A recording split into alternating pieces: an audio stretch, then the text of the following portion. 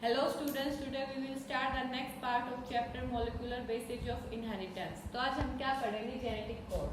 तो first thing आते हैं कि भाई जेनेटिक कोड क्या होता है। कि जेनेटिक कोड में क्या होता है कि कुछ कोडोन्स होते हैं, वो कोडोन्स क्या करते हैं, कोड अमीनो एसिड्स के लिए कोड करते हैं। ठीक है, ये हमारे पास क्या थे कि मतलब नाइट्रोजन बेसिस थे। ठीक है, जैसे कि यू क्या है, यूरेसिल है, एक सी क्या है, साइटोसाइन है। ठीक है, ए क्या है, एडेनाइन है, और क्या है, जी क्या है, ग्वानिन है।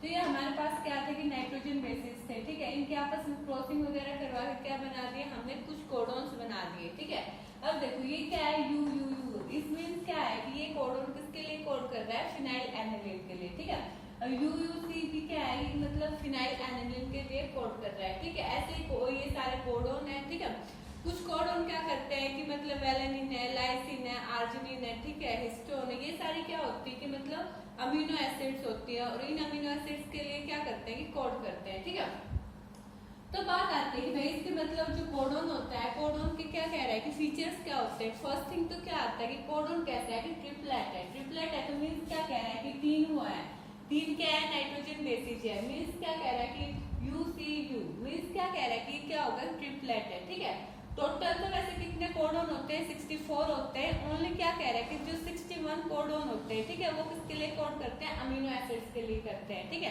और जो 3 लेफ्ट हो गए कोडोन, वो मतलब क्या होते हैं, स्टॉप कोडोन होते हैं, वो किसी के लिए क्या नहीं करते, कोड नहीं करते। लाइक एज क्या है, यू ए है, यू ए जी है, और यू जी ए है, ये दोनों तीनों क्या है, स्टॉप कोडोन है। ठीक है, नेक्स्ट फीचर क्या आता है कि जो कोडोन होता है एम्बिशियस होता है। मींस क्या कह रहा है कि स्पेसिफिक होता है। एक कोडोन क्या करता है कि ओनली वन अमीनो एसिड्स के साथ क्या करता है, कोड करता है। तो मींस क्या कह रहा है कि उसकी कौन सी प्रॉपर्टी आएगी, एम्बिशियस। ठीक है, सेकंड क्या कह रहा है कि degenerate property. Degenerate property means क्या कह रहा है कि जो कुछ अमीनो एसिड्स होते हैं वो किसके द्वारा, एक कोडोन के द्वारा क्या होते हैं कि कोड होती है। ठीक है, अब देखो जो फिनाइल एनिलीन है, ठीक है, एक कोडोन तो ये होगा यू यू यू। ठीक है, नेक्स्ट कोडोन क्या कह रहा है कि यू यू सी। तो मींस क्या कह रहा है कि दो कोडोन आए ना, दो कोडोन किसके लिए कोड कर रहे हैं, फिनाइल एनिलीन के लिए कोड कर रहे हैं। ठीक है, नेक्स्ट क्या कह रहा है कि जो कोडोन होता है वो यूनिवर्सल होता है। ठीक है, मींस ये यू यू है। ठीक है, किसके लिए कोड कर रहा है, फिनाइल एनिलीन के लिए कर रहा है। ये बैक्टीरिया में भी क्या कह रहा है कि फिनाइल एनिलीन के लिए कोड करेगा। ठीक है, जो प्रोटोजोआ है उसमें भी किसके लिए कोड करेगा, फिनाइल एनिलीन के लिए। ठीक है, और जो ह्यूमन बींग्स होते हैं उसमें भी क्या कह रहा है कि किसके लिए कोड करेगा, फिनाइल एनिलीन के लिए। ठीक है, अब बात आती है कि जो कोडोन होता है, जो जेनेटिक कोड होता है, इसमें क्या कह रहा है, कोई भी पंक्चुएशन नहीं होती है, मींस कोमा लेस होता है। ठीक है, हम डायरेक्ट कैसे लिख सकते हैं, यू यू यू। ठीक है, यू ए सी। ठीक है, तो क्या कह रहा है कि इसमें कोई भी पंक्चुएशन नहीं होती। नेक्स्ट प्रॉपर्टी क्या कह रहा है कि जो ए यू जी होता है, ठीक है, ए यू जी होता है, ये क्या होता है कि इनिशिएटर कोडोन होता है। मींस क्या होता है कि यहाँ से जो प्रोटीन वगैरह का फॉर्मेशन होती है वो क्या होती है कि स्टार्ट होती है। ठीक है, इसलिए इसको क्या कहा गया है कि ये कैसा कोडोन है, ये इनिशिएटर कोडोन है। और स्टॉप कोडोन कौन कौन से थे, यू ए और यू जी ए और यू ए जी। ठीक है, ये क्या थे, स्टॉप कोडोन थे, और ये ए यू जी क्या है, इनिशिएटर कोडोन है, इनिशिएशन कोडोन। ठीक है, और ये किसके लिए कोड करता है, मिथोनिन के लिए। ये किसके बारे में था कि जेनेटिक कोड के बारे में।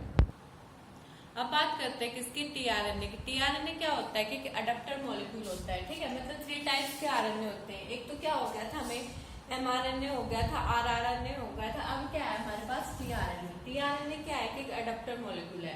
अगर हम इसकी शेप की बात करते हैं, अगर 2D में देखें तो कैसी शेप होती है इसकी, क्लोवर लीफ शेप होती है। अगर 3D में देखें तो इसकी शेप कैसी होती है, इन्वर्टेड एल की तरह। मीन्स क्या कह रहे हैं, जो एल है वो कैसा है, उल्टा है। ठीक है, अब देखो क्या कह रहा है कि एक तो मतलब इसके मतलब 4 लूप होती है, मीन 4 साइड होती है, 1 2 3 4। ठीक है, तो यहाँ पे क्या कह रहा है कि 3 प्राइम ओ एच, मतलब जो हाइड्रोक्सी ग्रुप होता है वो लगा रहता है। ठीक है, अब ये सेकंड क्या कह रहा है कि ये साइट होती है, क्या करते हैं कि राइबोसोम को पहचानती है, राइबोसोम रिकॉग्निशन साइट होती है। ठीक है, एक ये आम आती होती है, ये क्या होती है कि एक्स्ट्रा आम होती है। ठीक है, इसका मतलब कोई ऐसा कुछ खास फंक्शन नहीं है। ठीक है, अब क्या कह रहा है कि इधर ये क्या है, अमीनो एसिड बाइंडिंग साइट है। मींस यहाँ पे आगे क्या होता है कि अमीनो एसिड्स होती है, वो क्या होती है कि बाइंड होती है। ठीक है, इसलिए हम इसको क्या बोल सकते हैं, कैरियर एंड बोल सकते हैं। इसमें सबसे ज्यादा मेन इंपोर्टेंट 2 ही साइट है। एक तो क्या कह रहा है कि जो अमीनो एसिड बाइंडिंग साइट होती है वो होती है, एक क्या कह रहा है कि anticodon RNA recognition site. Means देखो इसके ऊपर क्या प्रेजेंट है, ये जो नाइट्रोजन बेस है, मीन्स क्या कह रहा है कि ये क्या है, कोडोन है, ठीक है, ये कोडोन प्रेजेंट है। अब हमारे पास क्या आएगा, हमने क्या करवाना था, प्रोटीन का मतलब प्रोटीन की फॉर्मेशन करवानी है, तो एमआरएनए के ऊपर भी क्या होता है कि कोड होते हैं, कुछ नाइट्रोजन बेसिस होते हैं, ठीक है। अब देखो इसके ऊपर क्या है, यूएसी है मान लो, ठीक है, तो जो एमआरएनए होगा उसके ऊपर क्या मिलेगा, इसका अपोजिट कर दो, ए यू जी, ठीक है, ये क्या हो गया, anticodon RNA recognition site. Means क्या कह रहे हैं कि हमारे पास मान लो ये एमआरएनए है, ठीक है, इसके पास लगा लो सीजीए,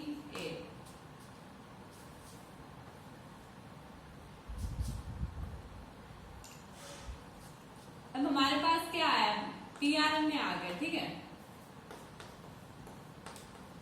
तो टीआरएनए के ऊपर क्या मिलेगा, सी का अपोजिट क्या हो जाएगा, जी आ जाएगा, जी का अपोजिट क्या हो जाएगा, सी आ जाएगा, और जो ए है, ए का अपोजिट क्या आ जाएगा, यू आ जाएगा, ठीक है। इसलिए क्या बोलते हैं इसका, एंटीकोडोन आरएनए रिकॉग्निशन साइट। ये क्या था, किसके बारे में, टीआरएनए के बारे में। टीआरएनए मतलब किसमें हेल्प करता है, जो ट्रांसलेशन होती है, ट्रांसलेशन में क्या होता है कि प्रोटीन की फॉर्मेशन होती है, उसमें कौन हेल्प करता है, टीआरएनए हेल्प करता है। अब बात करते हैं किसके, ट्रांसलेशन की। ट्रांसलेशन में क्या होता है कि जो एमआरएनए होता है उससे क्या बनता है कि प्रोटीन बनता है, ठीक है, या हम ये बोल सकते हैं कि भाई पोलिमराइजेशन किसका हो रहा है, अमीनो एसिड्स का हो रहा है। क्यों हो रहा है, किसकी फॉर्मेशन के लिए हो रहा है, पॉलीपेप्टाइड के लिए, ठीक है।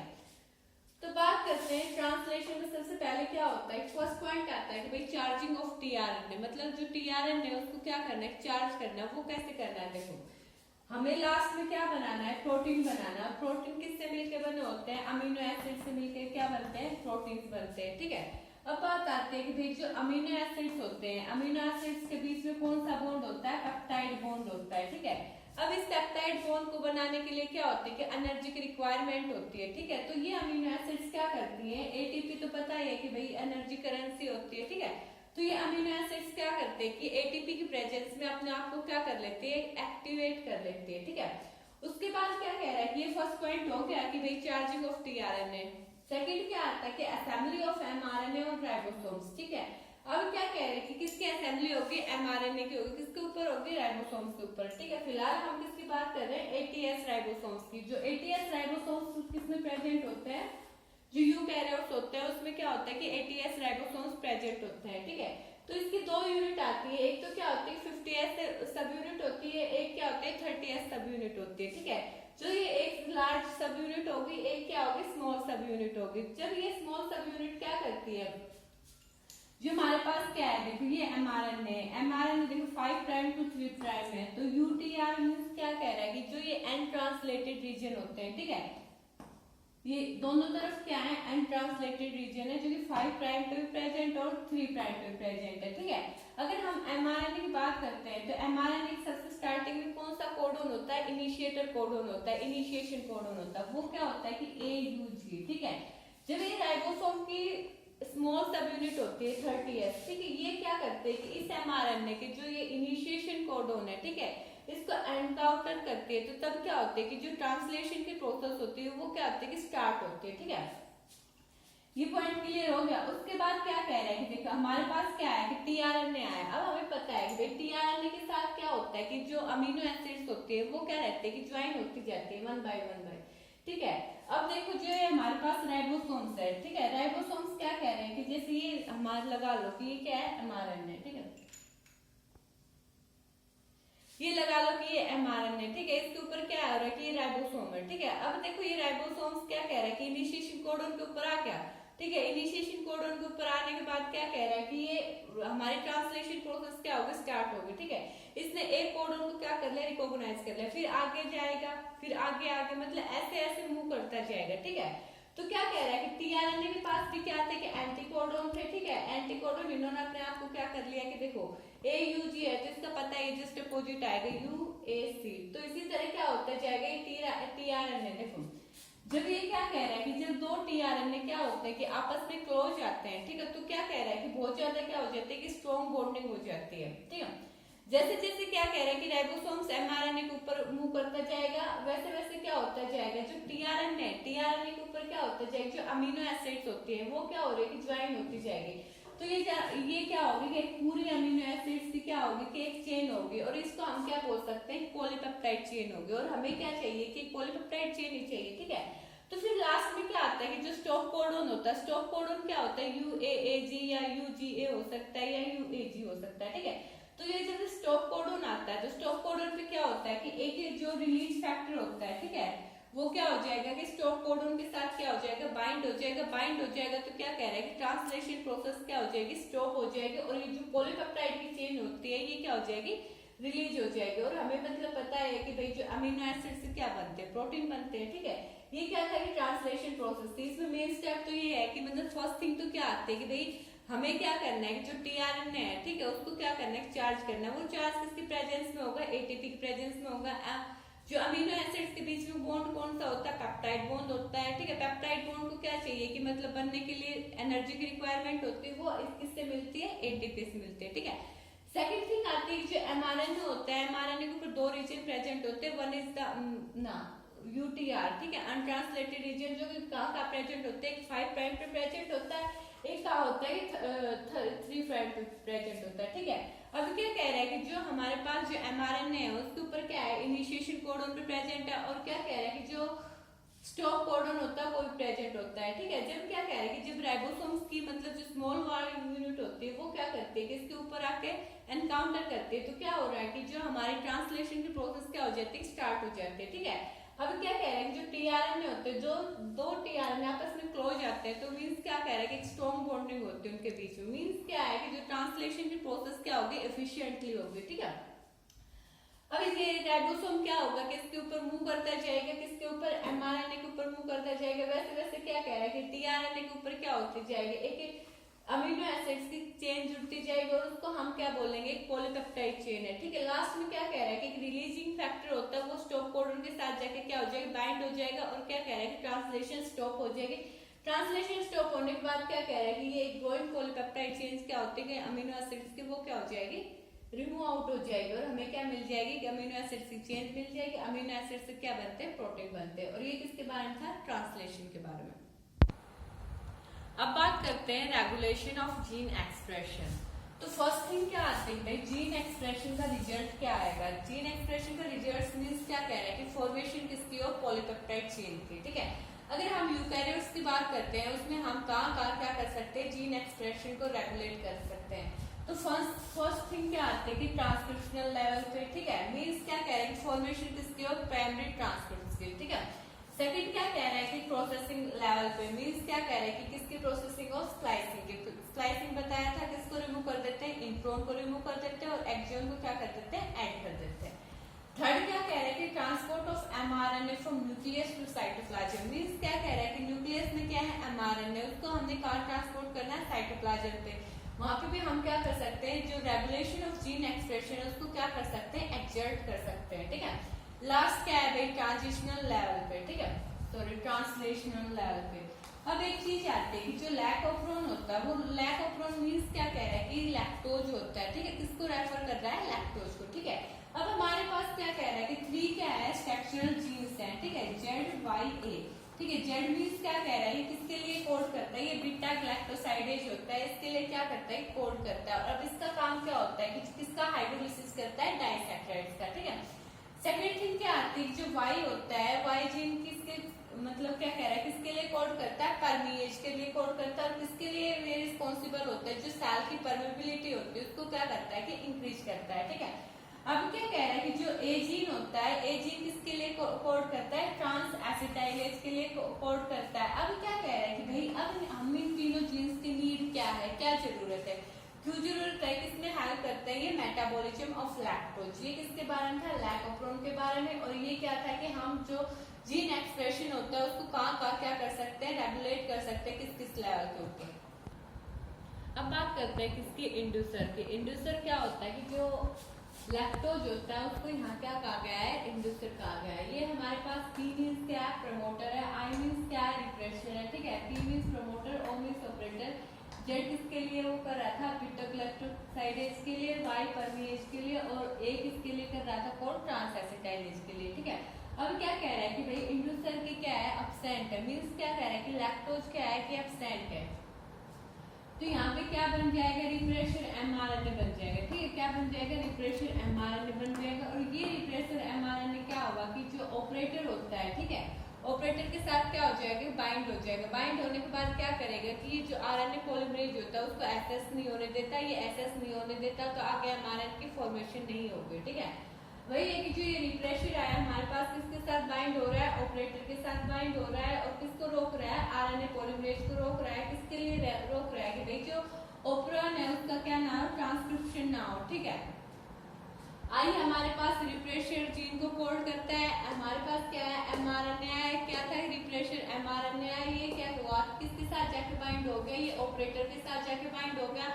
ऑपरेटर के साथ जाके बाइंड होने के बाद क्या करता है कि ये आरएनए पॉलीमरेज को रोकता है कि भाई तू मतलब क्या ना कर, जो ट्रांसक्रिप्शन हो किसका, ऑपरन का ना कर। ठीक है, अब क्या कह रहा है कि किसकी बात हो रही है, अब इंड्यूसर की प्रेजेंस में बात हो रही है। मींस क्या कह रहा है कि लैक्टोज क्या है कि प्रेजेंट है। ठीक है, तो हमारे पास ये क्या आ गया कि एमआरएनए आ गया। एमआरएनए के बाद क्या कह रहा है कि हमारे पास ये इंड्यूसर आया। ठीक है, इंड्यूसर आने के बाद क्या हो गया, इसको यहाँ पे बाइंड हो गया। ठीक है, हमारे पास तो ये क्या था कि एमआरएनए था। एमआरएनए के साथ क्या आया कि इंड्यूसर आ गया। ठीक है, मींस लैक्टोज जाके किसके साथ बाइंड हो गया, एमआरएनए के साथ बाइंड हो गया। एमआरएनए के साथ बाइंड होने के बाद क्या होता है कि ये ऑपरेटर रीजन के पास नहीं जाता। ठीक है, अब भाई ऑपरेटर रीजन के पास नहीं जाएगा तो आरएनए पॉलीमरेज जाएगा। आरएनए पॉलीमरेज जाने के बाद किसकी फॉर्मेशन हो गया, एमआरएनए वगैरह ये सारी चीजें। ठीक है, तो मींस क्या हो गया, हमारे पास क्या आ जाएगा, लैक एमआरएनए आ जाएगा। फिर क्या कह रहा है कि जो जेड किसको कर रहा था, बीटा गैलेक्टोसाइडेज को, वाई किसको कोड कर रहा था, परमीएज को, और ए किसको कर रहा था, कोड ट्रांसएसिटाइलेज को। तो इसलिए क्या कह रहा है कि जो लैक्टोज होता है किसका सबस्ट्रेट होता है, किस एंजाइम के लिए होता है,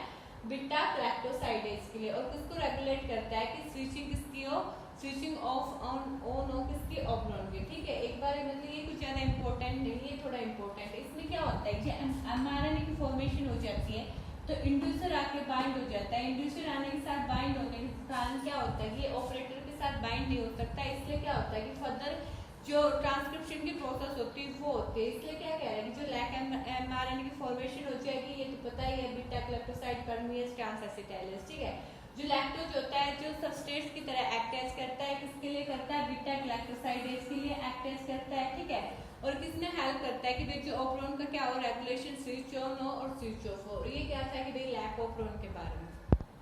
अब बात करते हैं डीएनए फिंगरप्रिंटिंग की। ठीक है, डीएनए फिंगरप्रिंटिंग में तो देखो दो टाइप्स के डीएनए होते हैं। एक क्या होता है कि रिपीटेटिव डीएनए होता है, एक क्या होता है सैटेलाइट डीएनए होता है। ठीक है, ये प्रोसेस जानने से पहले हमें क्या पढ़ना पड़ेगा, रिपीटेटिव डीएनए के बारे में और सैटेलाइट डीएनए के बारे में। ठीक है, तो बात आती है कि भाई जो मतलब डीएनए सीक्वेंस के क्या होते हैं, कुछ रीजन्स होते हैं, कुछ उन रीजन्स में क्या कह रहा है कि इन सीक्वेंस में क्या कह रहा है कि in this sequence small stretches of DNA repeated many times. ठीक है, मान लो कि कुछ सीक्वेंस थी डीएनए की ए बी सी जी ए।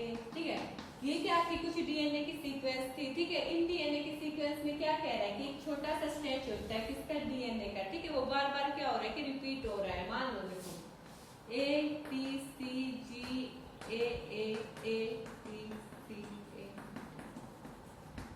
तो बेस क्या कह रहा है कि देखो यहाँ तो टोटली डिफरेंट है, और ये क्या कह रहा है कि ये सीक्वेंस क्या हो रही है कि रिपीट हो रही है। सीक्वेंस रिपीट हो रही है मींस क्या कह रहा है कि स्मॉल स्ट्रेच ऑफ डीएनए जो कि बार बार क्या हो रहा है कि रिपीट हो रहा है। ठीक है, इसलिए इसको क्या बोला गया, रिपीटेटिव डीएनए। इन सीक्वेंस को क्या बोला गया, रिपीटेटिव सीक्वेंस। अब बात आती है भाई जो सैटेलाइट डीएनए होता है, सैटेलाइट डीएनए में क्या कह रहा है कि bulk DNA forms the major peak of the other small peak. एक डीएनए का क्या कह रहा है कि बल्क होता है, वो क्या करता है कि भाई अदर मेजर पीक किसकी फॉर्मेशन करती है, स्मॉल पीक्स की।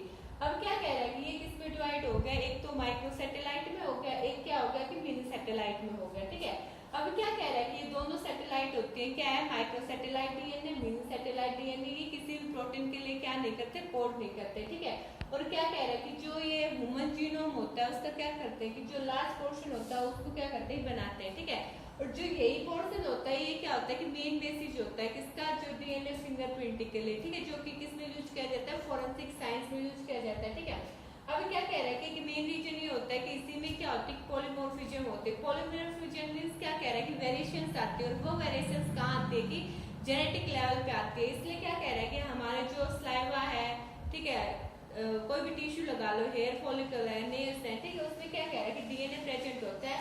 डीएनए प्रेजेंट होने का मेन रीजन मींस क्या कह रहा है कि जो जो जेनेटिक वेरिएशंस आती है वो इनके कारण आती है, किसके कारण, माइक्रोसैटेलाइट के कारण, और क्या कह रहा है कि मिनी सैटेलाइट के कारण, ठीक है। बस एक बात याद रखना, रिपीटेटिव डीएनए में क्या है कि मतलब नाम से देख लो कि क्या कह रहा है कि डीएनए की कुछ सीक्वेंस क्या होते हैं कि रिपीट होती है, ठीक है, ये तो क्लियर हो गया। सैटेलाइट डीएनए में ये कर दो कि दो टाइप्स की सैटेलाइट होती है, ठीक है, एक तो क्या कह रहा है कि माइक्रोसैटेलाइट होती है, एक क्या कह रहा है कि मिनी सैटेलाइट होती है, ठीक है।